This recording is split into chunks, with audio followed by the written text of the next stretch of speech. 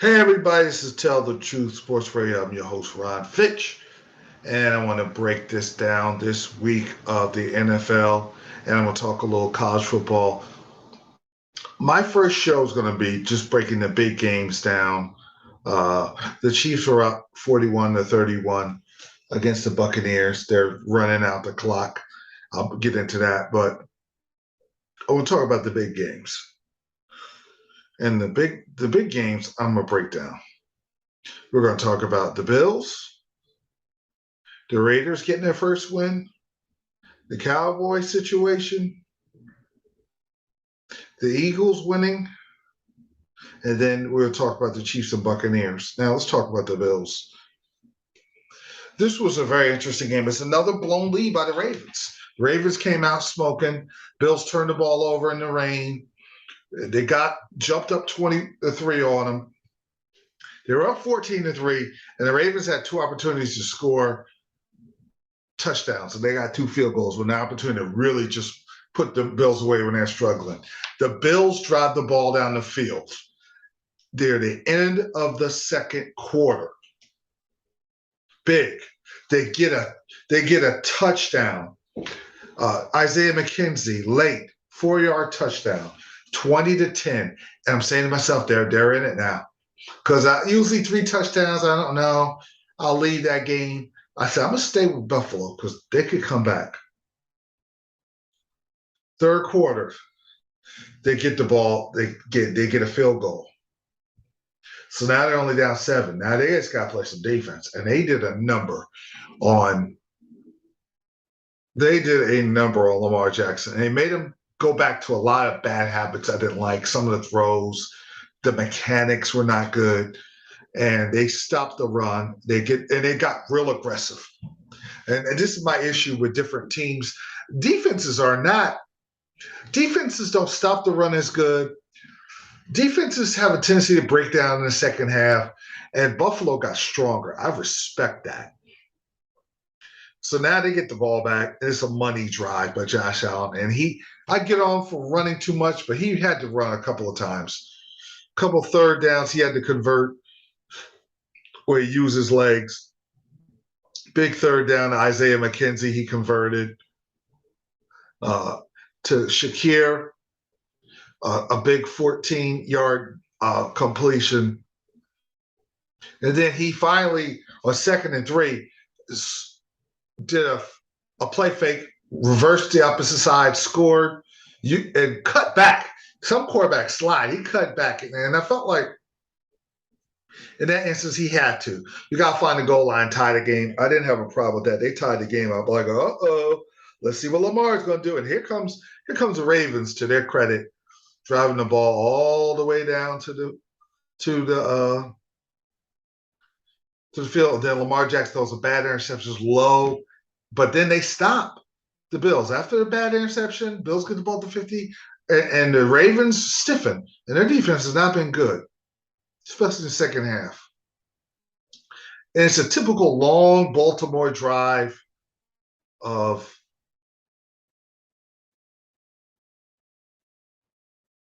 19 plays. 19 plays, 4:15 left, taking chunks of the clock off with 15 left.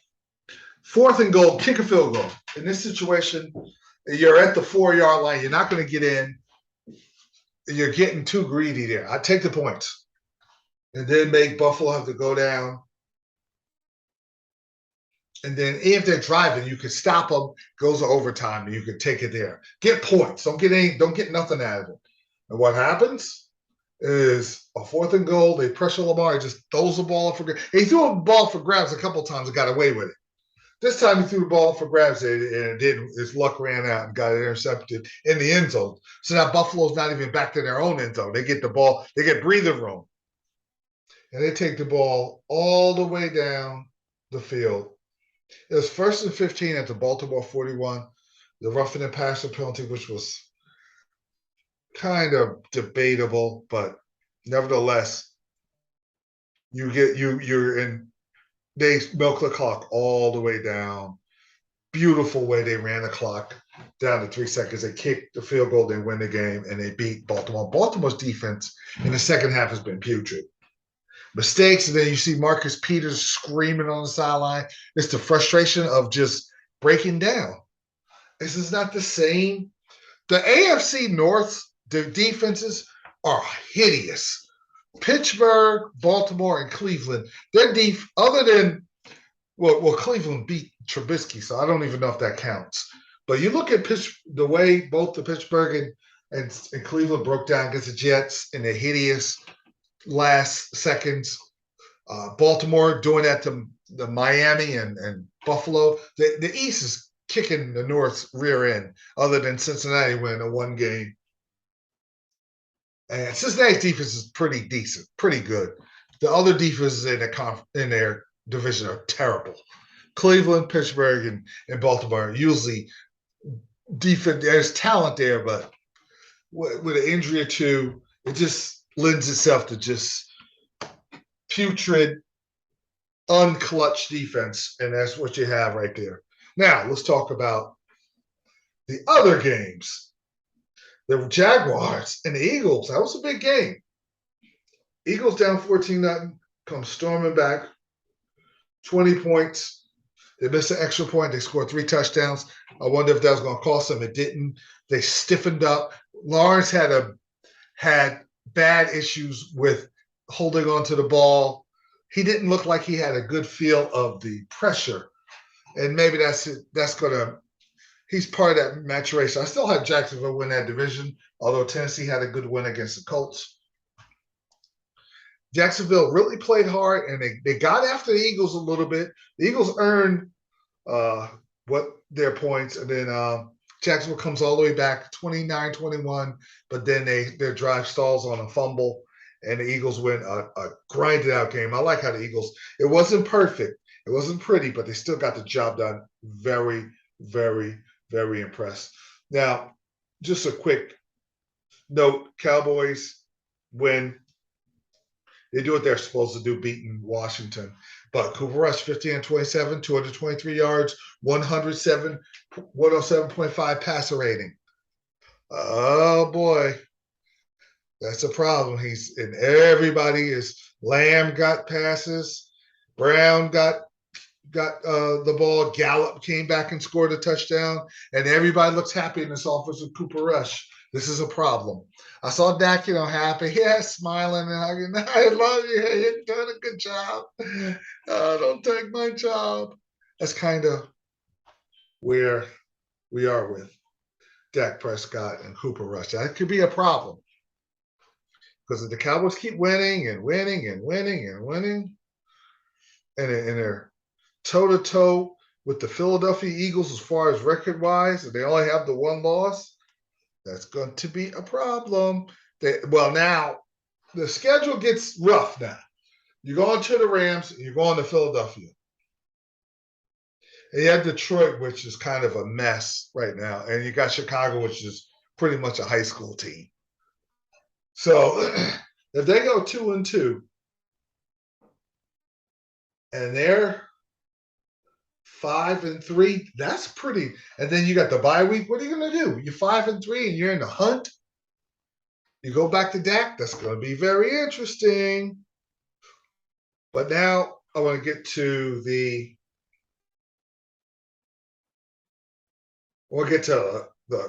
big game. The Chiefs and the Buccaneers. Chiefs got their revenge tonight. They scored at will. They started the game with a turnover. They got to Brady a couple times. They got the big lead. So now Brady's chasing. You're not chasing Brady. There's not going to be a comeback. And what they did, Edwards-Helaire ran the ball on the Buccaneers, which I can't believe happened because of the fact that it's hard. The Buccaneers are a very good run defense, but not tonight. Kelsey, who destroys the Buccaneers, was his usual fantastic self with 9 receptions for 92 yards and a touchdown. Mahomes 3 TDs. He's spreading the wealth around. They were solid. They were solid enough on defense. Valdez Scantling was good. He played well. Long 36-yard pass. Juju was solid. And now Pacheco was good, rushing the ball, giving them good inside yards. I just like the Kansas City was sharp, but they were in revenge mode. That's why like my other show. I told you that the Kansas City was going to win this game. It's not going to be meant to be for Tampa. Tampa's got a good defense, but with the stars that were there during their Super Bowl run, they're not there no more. Brown and Gronkowski are gone, and Goodwin's is off injured, and you got Evans. And Brady can't. He never could really move, but the line is not as great. So it's not meant to be. But Kansas City keeps it moving, keeps up with the Chargers, who won. The Chargers and the Chiefs like the best teams in that division. Now, the last game, and this is where I wanted to talk about Russell Wilson. The Raiders got their first win, 32-23. Their best running back, I heard, Melvin Gordon, who's been fumbling, comes in, fumbles to Robinson, their safety, who runs it in for a touchdown. Denver ends up scoring a late touchdown, but they really didn't do anything in the second half. They did a pedestrian job in the first half. Russell Wilson his pass rating doesn't tell the story. He got sacked 3 times. He had 2 touchdowns, but he had 124 passer rating, but he doesn't look like the sharp. Maybe it's because of father time and he's aging, but he's not as swift. How he moves in and out of pocket, how he can make it happen on the run, almost like a street ballish type of way. I don't know if it's a system, but I don't like Denver. And their defense got ran on. Jacobs had 144 yards. They're talking about how good their defense is. I don't think their defense is that great. I think they have good corners and secondary solid, but when Carr needed to get a first down, they either ran the ball or they passed. They got whatever they felt like getting. And Adams is so good, they allows everybody else to eat. They didn't even have Hunter Renfrow. So the Raiders, I said, were the best 0-3 team in the league, and they got their first win. Denver I think they're going to go backwards a little. I'm not liking Denver. But there you have it. That's the scores today. I'm going to do the NFL landscape on Tuesday, but there's the scores. I'm going to get a little college football. College football, Alabama, Arkansas. I said Arkansas is going to give Alabama trouble, maybe even beat them. How'd that pick go? It didn't go well.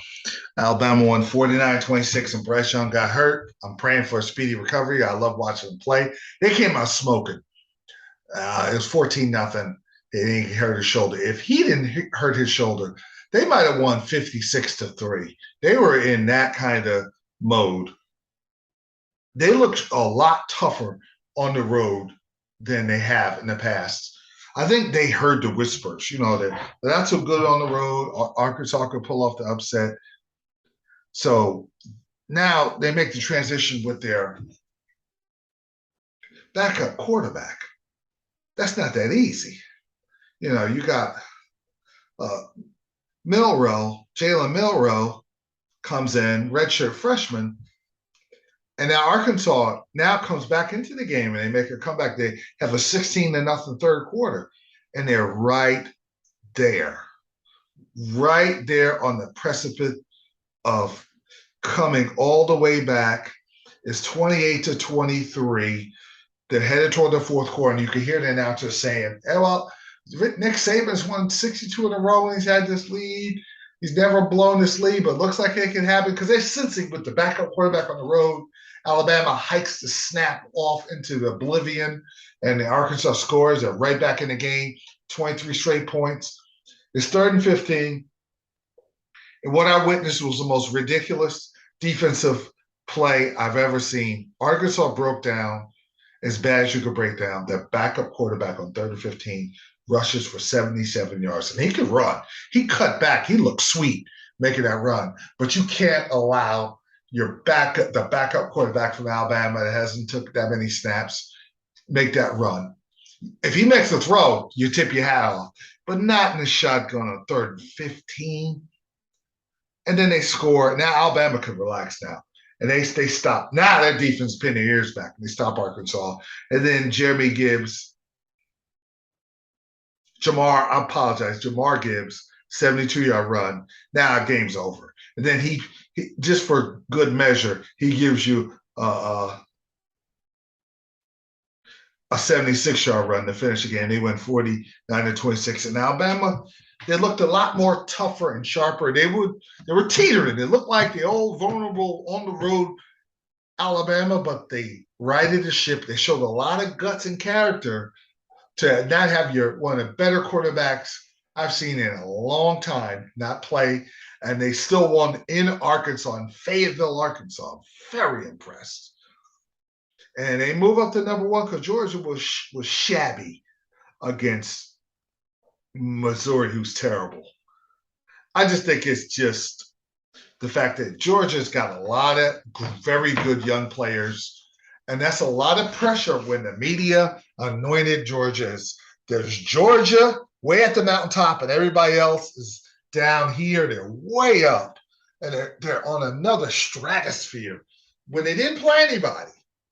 And they blew it, and Oregon was okay. They blew Oregon out, and they blew out South Carolina, and they blew out, and they scuffled around in their last game. But I just sense the pressure.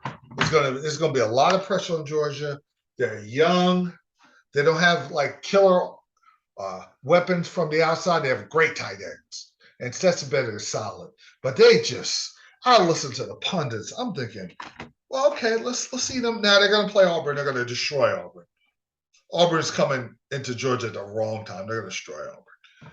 But Kentucky, Kentucky threw the game away against Ole Miss, missing kicks and just a lot of goofy stuff they did to sabotage their chances in Ole Miss. But that could be Florida could Richardson could play over his head against Georgia. If you're scuffling around Missouri, you can't tell me Florida will give them trouble. I just think when you got freshman kids and you're telling them how great they are, and you're playing against seniors and juniors, that could be a problem, man. I just think that it's not a done deal that they're going to just waltz through the SEC schedule. They could get clipped. They could get got. I'll use that line. USC keeps rolling along. Michigan does what they have to do. Ohio State whoops up on Mike Collins. Rutgers never shows up against Ohio State. They'll play kind of hard against Michigan, but against Ohio State, they're terrified. Now, Ohio State's better talent, but they also seem like they're terrified of Ohio State. And, Kansas State, Oklahoma State impressed me. I like how tough. Oh, they pushed Baylor around. I like the way they played. And like I told you before, Kentucky just spit the bit against Ole Miss. Now, Ole Miss was solid because Dart was good, 213 yards. And Quinton Judkins was good, 15 attempts for 106 yards rushing. But their Ole Miss defense was good. Ole Miss defense has always never been that good, but they made plays. So I think in the overall landscape, Alabama's got a tough road to hoe because you got to go you got to play A&M, but they should win even with the backup quarterback. But then Tennessee, at Ole Miss, at LSU. Whew, that's a tough schedule. I'm just telling you, I'm looking here, Texas A&M, at Tennessee, Mississippi State, at home, okay, at LSU, at Mississippi. One of those games, they can get clipped. But now Bryce Young comes back, and they're going to play like they did in the first half of this game. They're not going to lose to any of those teams. But are they going to do that? And the running game was solid. Now, I'm glad to see that because I didn't like – they weren't their physical Alabama running team, and they are now. and that was impressive. But I like Ole Miss is undefeated, and the SEC got 7 teams in the top 25. The SEC is rolling, and then the ACC is okay because Syracuse is in the top 25. I didn't see that. So the ACC is a lot better than it usually is. Wake Forest rebounded. They beat Florida State. So Wake Forest is in the mix. So there's a lot of comings and goings when it comes to college football. And I love they moved Alabama up. And Ohio State, they haven't played anyone yet. I want to see them against Penn State and Michigan. Ohio State, Penn State, and Michigan are going to all beat each other up, and that'll let me know who's the top dog in the Big Ten. But Kentucky blew a golden opportunity to get up there, but Tennessee. These next couple of weeks are going to let me know about Tennessee too. And LSU, Brian Kelly's got them righted after that horrible first week where they lost. I like how they look right now. I watched them against Mississippi State. I was very impressed. But that's college football.